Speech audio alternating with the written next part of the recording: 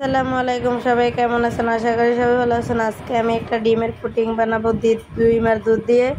তো চলে আসলাম পুডিং বানাইতে। আর এই যে দেখেন, এখানে আমি 4টা ডিম নিয়েছি, আপনারা আপনাদের মতন নেবেন। 4টা ডিম আমি ভালোভাবে ফেটিয়ে নিয়েছি। এখন আমি এখানে যে দুধ জাল করে নিয়েছিলাম প্রায় 2 কেজির মতো, একবারে ঘন করে সেটা ঠান্ডা করে নিয়েছি। সেই দুধ আর ডিম আমি মিক্স করে নিয়েছি। এখন আমি এই দুধ মিক্সটা ভালোভাবে মিক্স করে নিয়েছি। এখন আমি যে পাত্রে পুডিংটা বানাবো সেই পাত্রে আমি ক্যারামেল বানিয়ে নিয়েছি। আর ক্যারামেলটা অবশ্যই ভালোভাবে বানাতে হবে, যদি পুড়ে যায় তাহলে কিন্তু পুডিংটা মজা লাগবে না, খেতে আর ভালো লাগবে না। তো এখানে আমি ক্যারামেলের ভিতরে সেই ডিম আর দুধের মিশ্রণটা দিয়ে দিলাম, সেটা ভালোভাবে একটু করে নিলাম। এখন আমি একটা কড়াই বসিয়ে দিয়েছি, কড়াইয়ের ভিতরে আমি স্ট্যান্ড দিয়েছি, একটা পাতলা কাপড় দিয়েছি। পানিটা অনেক গরম হয়ে গেছে, আমি সেখানে টিফিন কারির বাটিটা দিয়ে দিয়েছি, যে পাত্রে আমি পুডিংটা সেট করেছি। তো এই যে দেখেন, আমি কিছুক্ষণ পর আমি পুডিংটা দেখবো যে হয়েছে নাকি। তার মাঝে বলি, যদি ভিডিওটা ভালো লাগে তাহলে লাইক কমেন্ট শেয়ার করে দেবেন। আর যদি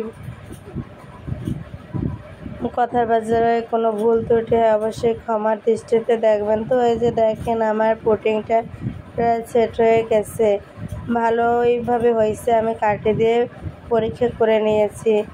এখন আমি এই পুডিংটাকে নামিয়ে নিয়েছি ঠান্ডা করার জন্য। এই যে ঠান্ডা করে নিলাম প্রায় 1 ঘন্টার মতো ফ্রিজে রেখে। তো এখন আমি পুডিংটা একটা প্লেটে নামিয়ে নেব, যে ঠিকঠাক মতন হয়েছে নাকি। আর পুডিংটা আমি এখন খাবো, তাই এখন আমি পুডিংটাকে নামিয়ে পিস পিস করে নেব। তো এই যে দেখেন, আমি পুডিংটাকে একটা প্লেটে নামিয়ে নিয়েছি। প্লেটে নামানো হলে এই যে দেখেন, মাশাআল্লাহ কালারটা কিন্তু অনেক সুন্দর আসছে, আর খেতেও কিন্তু অনেক মজা হয়েছিল পুডিংটা। তো আমি এখানে একটু কালারের জন্য হলুদ দিয়ে দিয়েছি, আপনারা চাইলে দিতে পারেন, না চাইলে না দিতে পারেন। তো এই যে এখানে আমি এখন পিস পিস করে পুডিংটাকে কেটে নেব। তো এই যে দেখেন, আমি পিস পিস করতে আছি পুডিংটা। তো পুডিংটা কিন্তু অনেক ভালো হয়েছিল, আর খেতে কিন্তু এত মজা হয়েছিল যা বলা যায় না। তো এই যে আমি এখন পিস পিস সবগুলা পিস পিস করে নিয়েছি। এখন আমি কি 2-1টা পিস উঠিয়ে নেব খাবারের জন্য।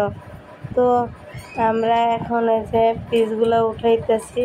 দেখেন, দেখতেই দেখায় যে পুডিংটা কত সুন্দর হয়েছে, মাশাআল্লাহ। পিসগুলো দেখেন, দেখতে বোঝা যায় যে পুডিংটা কতটা সুন্দর হয়েছে।